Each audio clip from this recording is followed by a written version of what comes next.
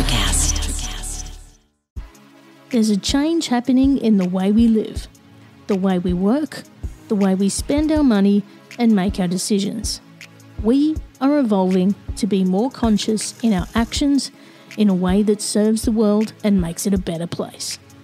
Welcome to the Ethical Evolution. The Ethical Evolution podcast is brought to you by the Ethical Change Agency. I'm Bindi, CEO and founder, and I am honoured to bring you the stories of those who create change through paying it forward and giving back. Ethical business owners and holistic healers who are determined to create collective change in the world. Once we have a change in consciousness, and through collective change, we can become one.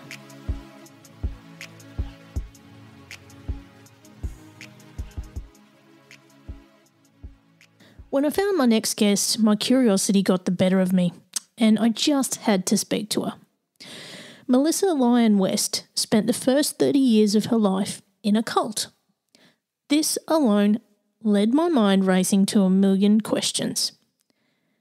Since she's left, she has become a coach, helping women to find hope in the darkness by leaving fear, shame, and guilt behind by finding their voice and creating a life they love waking up to. During our conversation, it became clear to me that Melissa and I had so much in common. And my key takeaways were the concept of borrowing courage and feeling the fear and doing it anyway.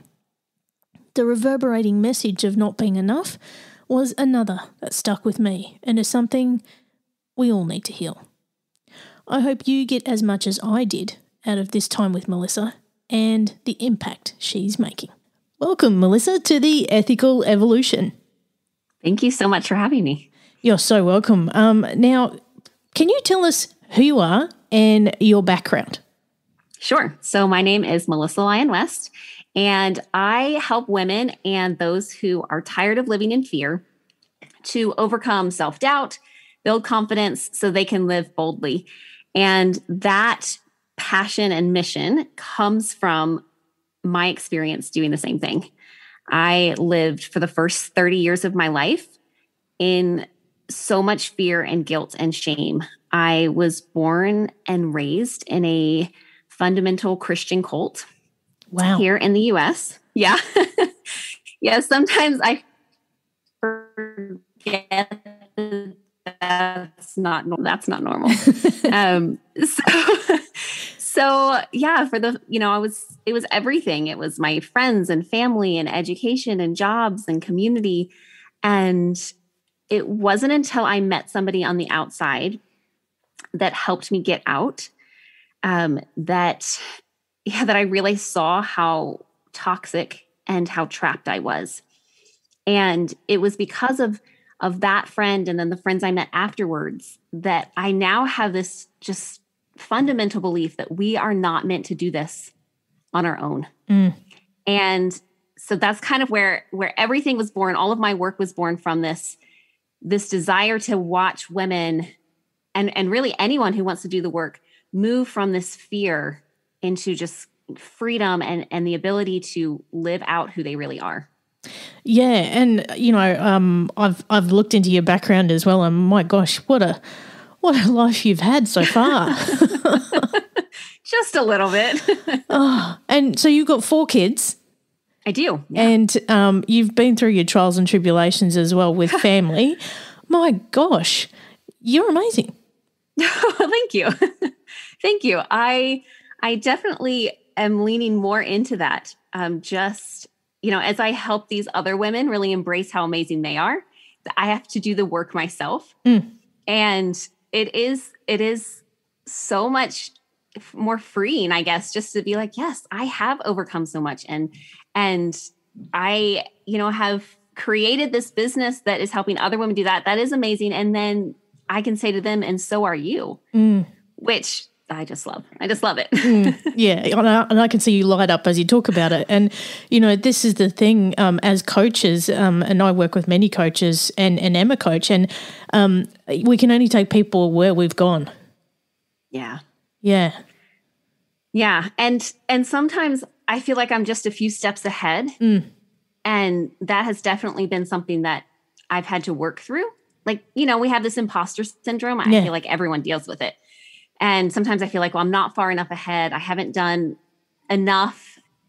And yeah, I've definitely had to say, because of the work I've done, I can help those who are just a couple of years behind me. And I understand, I completely remember the struggles. And that's a benefit. That's not a hindrance, which I think is really important for me to remember. Yeah. And this is it, all these things that we go through, they're opportunities for growth rather than failures. And I think if we can leverage from that and help others through their journey, then we're winning. Absolutely winning. Yes. So much of what we think of as failure is just learning. Not so much. I think everything we think of as failures is really us just learning. And yeah, I love when we can take that learning and then support and help other people instead of feeling burdened by what we think were mistakes. Yeah. So what would you say do you see the most in the women that you work with? I mean, no doubt you'd probably see women who just have a life of not having a voice, not knowing what's really out there for them. Yeah, I've worked with women, every type of woman from, someone who's come from a very similar background as me to more mainstream normal people. I air quote that because I don't think any of us are normal. And so I've definitely seen, so many different types of lifestyles, and I've worked with men as well. But so much of what I see is this belief that we're not enough. I'm not smart enough, strong enough, skinny enough, popular enough. I'm not a good enough parent. I'm not a good enough partner. Fill in the blank. And that fear of not being enough keeps us hidden with this fear that we're going to be found out. Someone's going to find out that I'm not smart enough, popular enough, or whatever it is, mother enough. And once we get found out, then we're going to get ostracized. We're going to get rejected. And so it's this fear, shame, compilation, it's like mixture of all of this fear and shame and guilt. And it keeps us quiet and hidden and separated from each other. And I love so much watching women come in like that.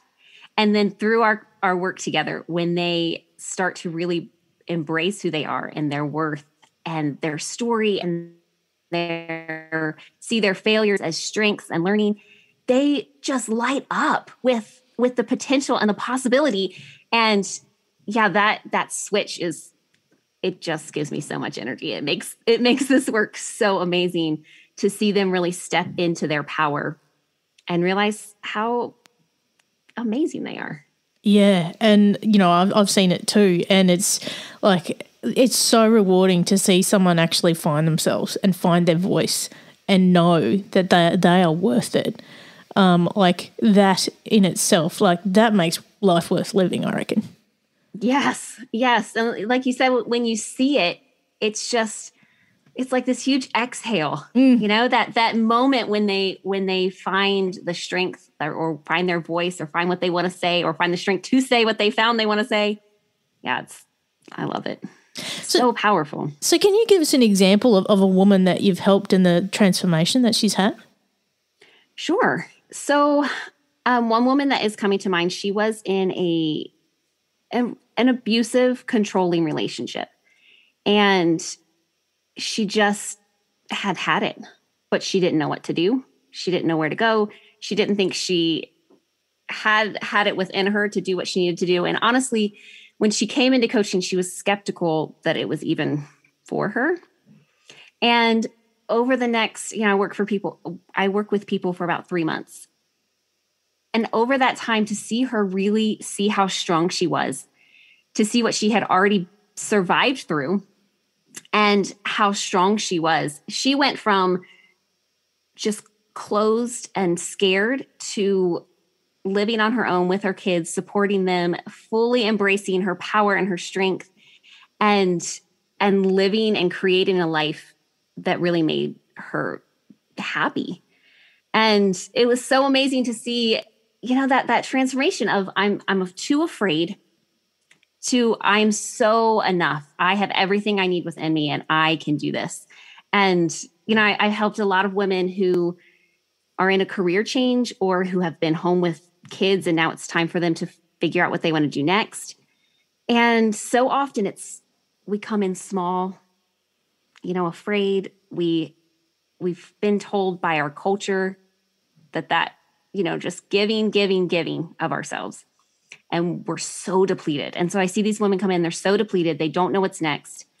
And I helped this one woman. She had such an incredible story. She was an immigrant and she loved the outdoors, had found so much healing in hiking and backpacking. And through our work together, found that her passion was helping other women who had come here to find healing and to be like that gateway for them. Because it can be a lot to figure out how to, go hiking in this area and things.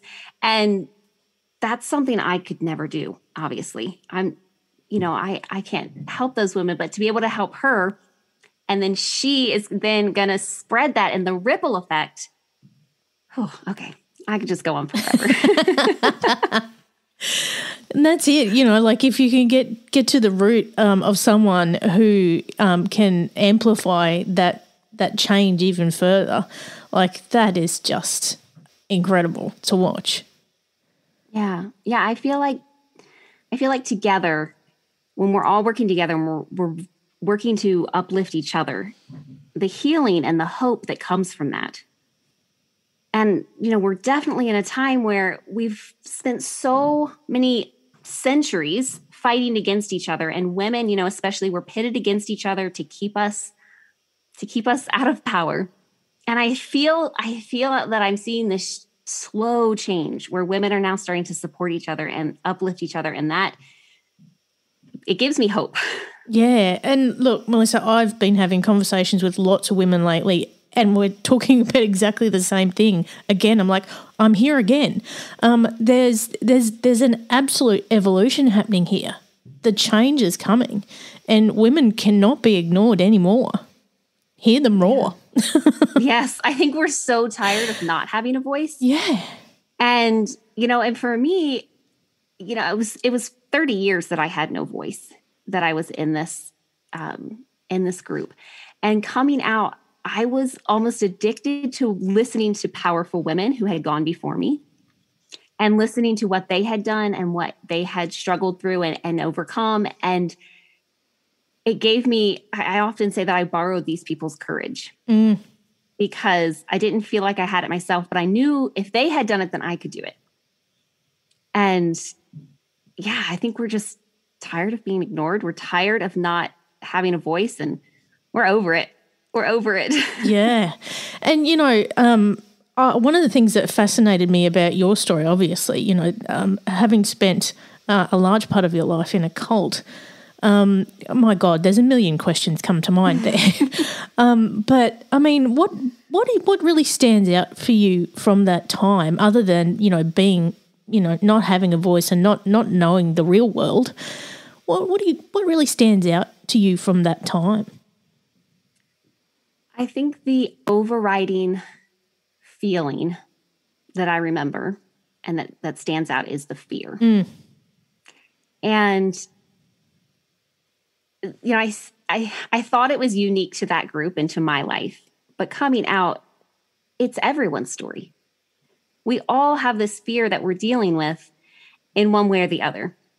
And, for me, it was I going to be found out because I didn't follow all the rules? For me, I didn't really fit in. I always felt something was off, but I didn't know anything else. So I tried to form myself into this mold that somebody else told me was right, but always constantly feeling like I'm going to be found out. Someone's going to figure it out. Someone's going to find out. You had that, you had mixed in with like God being angry at me. And so I was always afraid of, was I making him happy enough? Was he going to, curse me? It was all kinds of fear, just so many layers of fear. And yeah, I think that is definitely the overriding theme of those first those first 3 decades of my life. Wow, absolutely incredible, and couldn't even imagine what that is like. But when we look in the real world, the stories that you're telling, my gosh, I can so relate. And so many women can as well, where we've been hurt over and over again to a point where we lock ourselves down. We feel the fear, and that's all we feel. And I know for me, it took nearly 40 years to get through that. And just recently, wow, I mean, if you'd have known me 5 years ago, completely different person. Same. But, to someone who didn't have a voice, who wasn't seen, who wasn't heard, who wasn't recognised, to now someone who is seen, who is heard, who is acknowledged, and isn't afraid to do that anymore. Like, for me, that's huge. And people see me now and they go, who are you? Like it is. And when you get that power and you find yourself, my gosh, there's no greater feeling in the world. Yeah, I think what you just said there is that you found yourself. Yeah. I don't feel like I've changed. I feel like I finally am who I was always. I just now have the freedom to be that person, right? And it's like this exhale, like, okay, now I'm not afraid to be who I always was. Yeah, I think that's so powerful. Yeah. I guess yours was locked away and just needed to get out. Yeah. Yeah. Well, yeah, what I found was, but sharing my story was a huge part of my healing. And it was really a part of me claiming and taking ownership of my life. So, if you were in line at the grocery store too long with me, you were going to hear my story. If you sat down on the park bench next to me, I was going to tell you my story. And when you start with, well, yeah, I came out of a cult, people, they'll listen. Yeah. They're like, wait, what? But the thing that stuck out to me and really led me to this work is that I would tell this story and I would think nobody's going to understand. And just like you, they would say, oh yeah, I completely understand. I'm afraid of what my mom will think because I want to do this thing, or I'm afraid that what my dad will think because I want to change careers, or I'm afraid of what my boss will think or my partner. And so I found so much support and community in places I never thought that I would.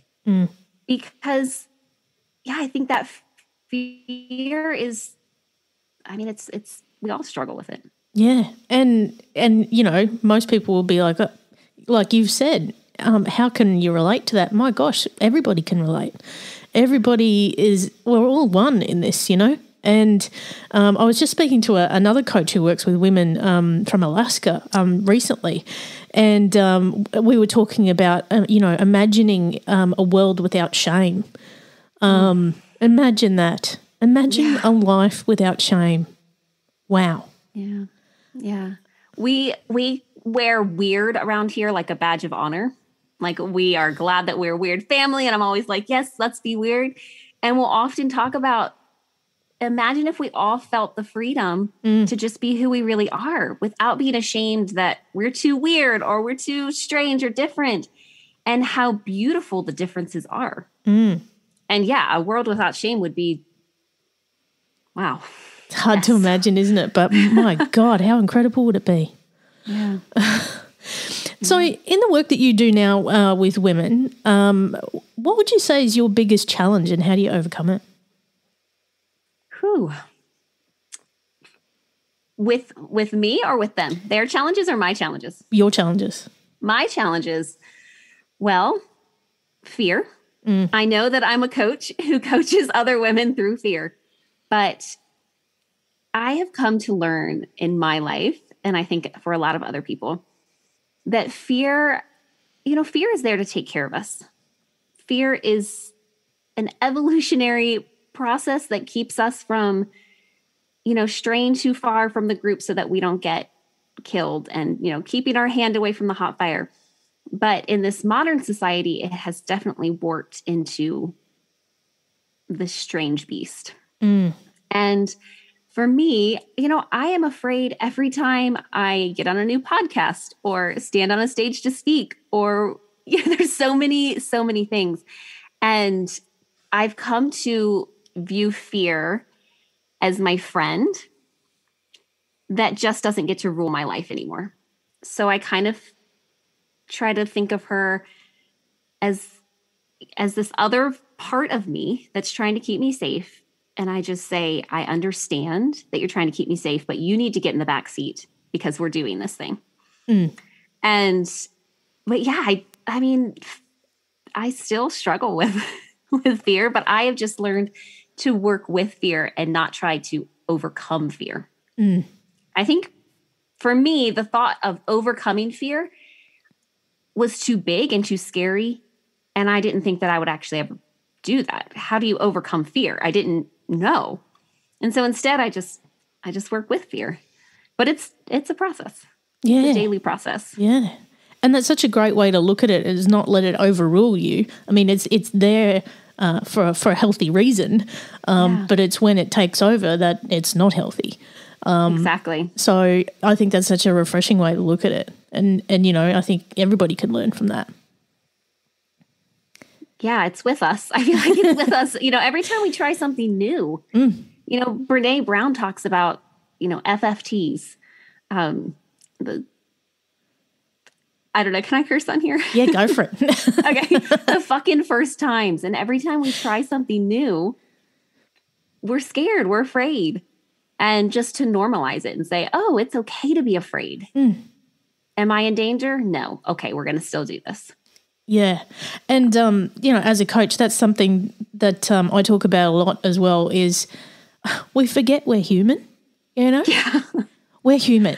Give yourself a break. Like, seriously, we're a miracle in ourselves, and we just got to recognize it, you know? Like, fear is okay. Feelings are okay. Whatever you feel is normal, and it will be temporary.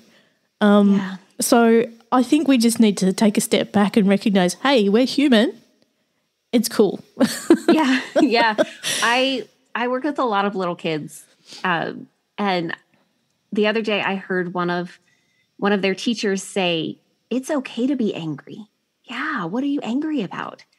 And it was so refreshing. Oh, wow. To see a big person tell a little person, it's okay to have these big feelings. It's okay. And, you know, like you said, we hold ourselves to these high expectations. That's impossible for a human. And, you know, we're just supposed to be happy our whole life, and we're just supposed to succeed in everything we try. It's like, no, that's not how humanity works. All right. We have, you know, we want it to be like a straight line from A to B. And instead it's like a bowl of pasta. It's just, you know, so tangled, and that's okay. It's beautiful. And again, this conditioning that society gives us, media, it has a lot to answer for. That, you know, it's a picture perfect life. Everything is wonderful, you know. That's not reality. And this is something that comes up nearly every day in conversations. You know, reality is not perfect, and that's okay. Because right? Like Instagram is a snapshot with a filter on top of it. Yeah. I mean, I just had my daughter take a picture of me doing like my power poses to get ready for, you know, my podcast. And I was like, wait, I cleared off my desk. I like moved the trash away. You know, it's just a snapshot. And then we put a filter on top. It's not reality. Yeah. Reality is so messy. I know. And, you know, I've had clients who want to portray that picture perfect life, and I've actually put it in their face that it's not, you know, and they've had to realize that, oh, it's okay to be real. It's okay to be me. I found so much freedom when I started admitting the mess. And, you know, when I was coming out and questioning, and I started questioning within the group before I left. And that was just not okay. You know, I was a woman. I was speaking up. I was questioning. I was saying like, hey, how come you get to tell me what to do? And it was really messy. I was very angry. I was bitter. I just had a lot of feelings, and I, for the first time, just let them all come up. I mean, it was like a volcano. I had suppressed all of this for so long, and I was like, no more. And it just came pouring out. And the really cool thing was that other people in the group who wanted something real started sneaking over to my house at night to talk to me. And when I let all that messy realness out, people were attracted to it. Yep. Because they saw something in me that was in them too. And yeah, I feel like the more vulnerable I am, the more connection I have with others, because they're like, yes, okay, me too. I'm not alone in this. And there's so much freedom in that when you don't feel alone in your struggles. Mm. And, you know, I've been interviewed on many shows as well, and one of the themes that comes through is human connection. Everything we do is based on human connection, and the more we align ourselves with that, the more we'll get it back. You know, right down to everyday work, like in the work that I do in podcasts and TV shows and all kinds of stuff, when we focus on human connection, that's what resonates with a human. Yeah, that's what they need, you know? That's the common thread. And when we actually are real and raw and show that humanness, people are going to gravitate towards that because that's what they are. Yeah. And I feel like we have been so isolated. I mean, not just in the last year where we've been physically isolated and it's been heightened, but our society has isolated us for so long. Yeah. And, you know, back to the patriarchy, you know, isolating women from each other. And I feel like now there's this space for women to embrace that. And when they find that, instead of vulnerability being weakness, it's power. That's what I found. When I would share who I really was, there was so much power in that. And now, I mean, good luck shutting me up. I'll say anything I want to say anytime I want to say it. And I love it. That's it. You do that, sister. Now, Melissa, I have to ask you, can you define what being ethical means to you? Okay. So I've been thinking about this. I even had to look up the word to make sure that I was on the right track. And it's tricky, right? I feel like it's so personal.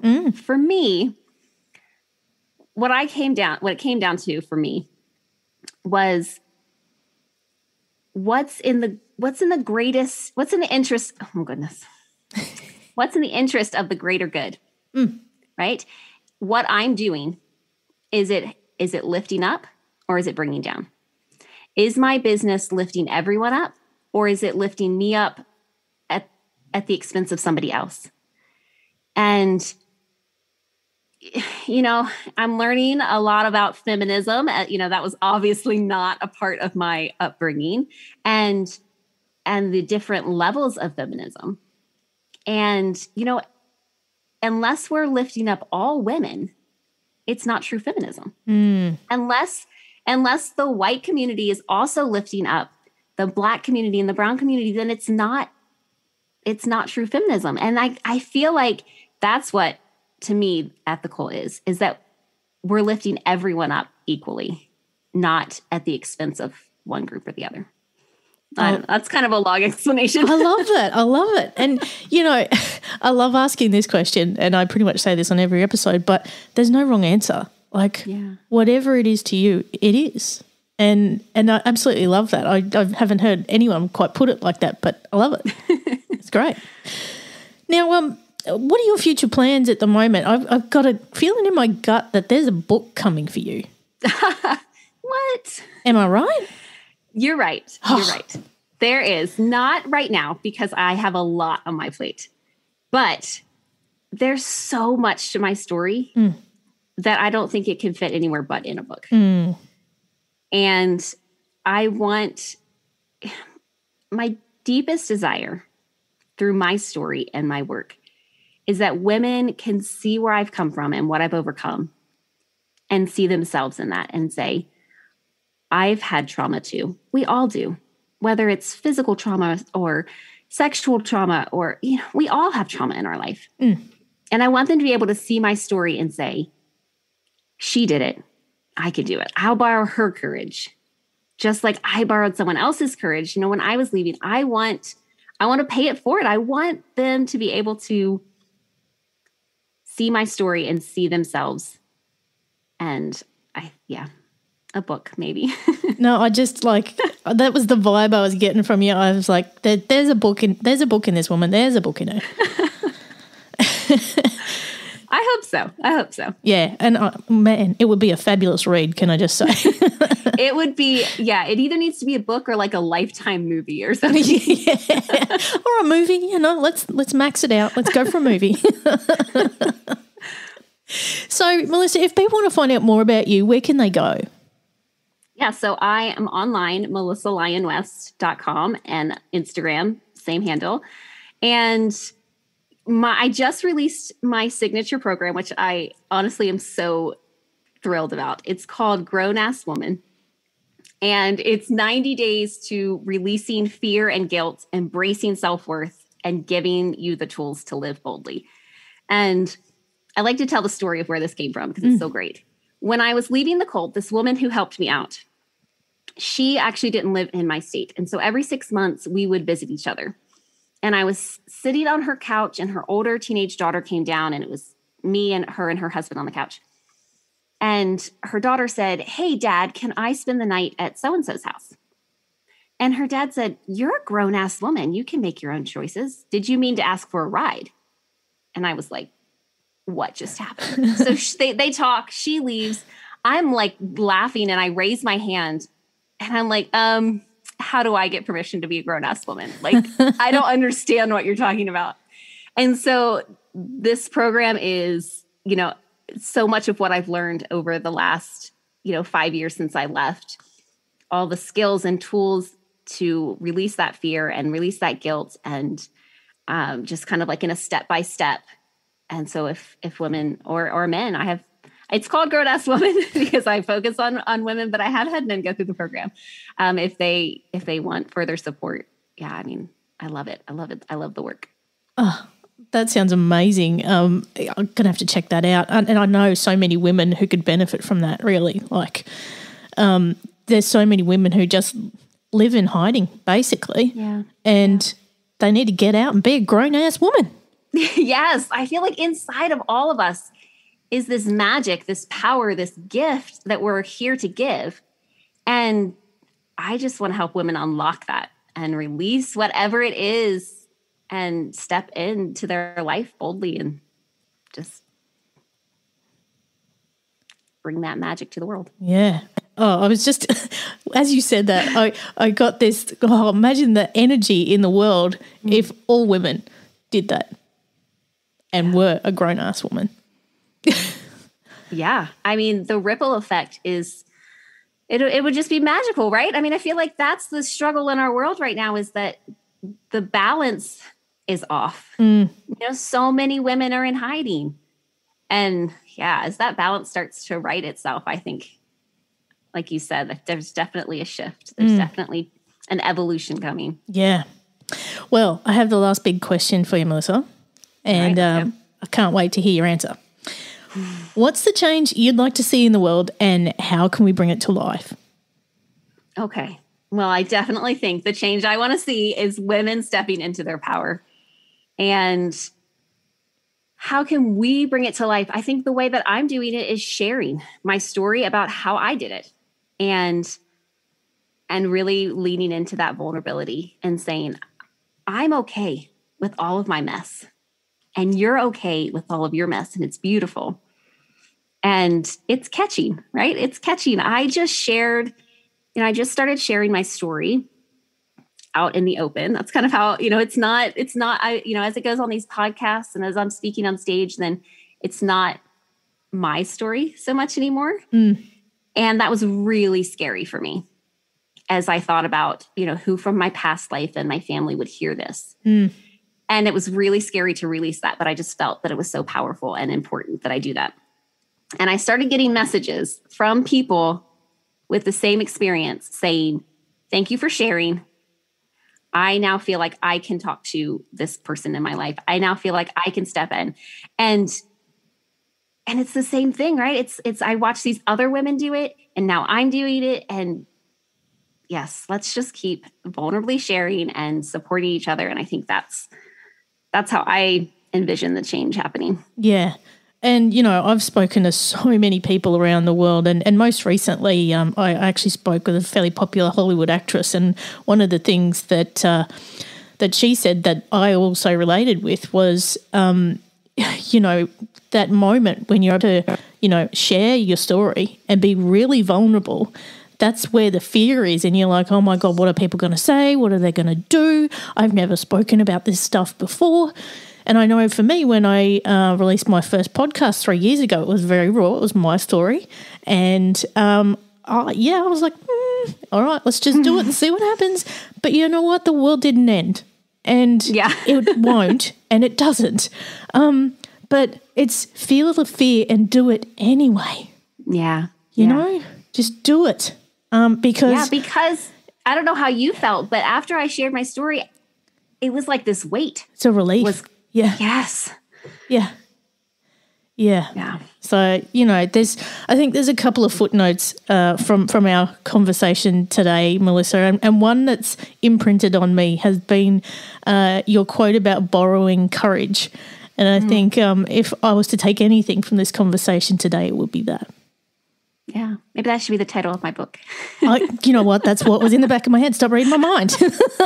I'll write it down. Yeah, that's what I reckon you should call it.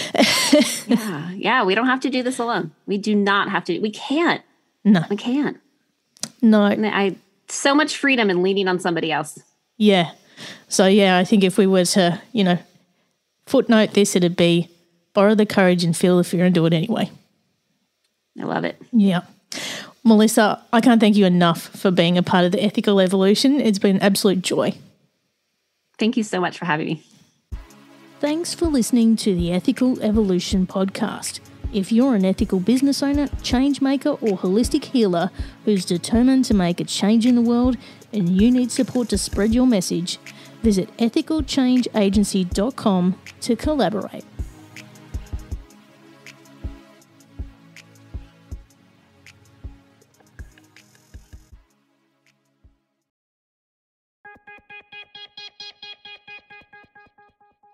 Step inside the marketing mirror to uncover marketing secrets, discover gems, tactics, lessons, and campaigns you can use, next gen or fundamentals. Grab the marketing magic to improve your marketing and win more business.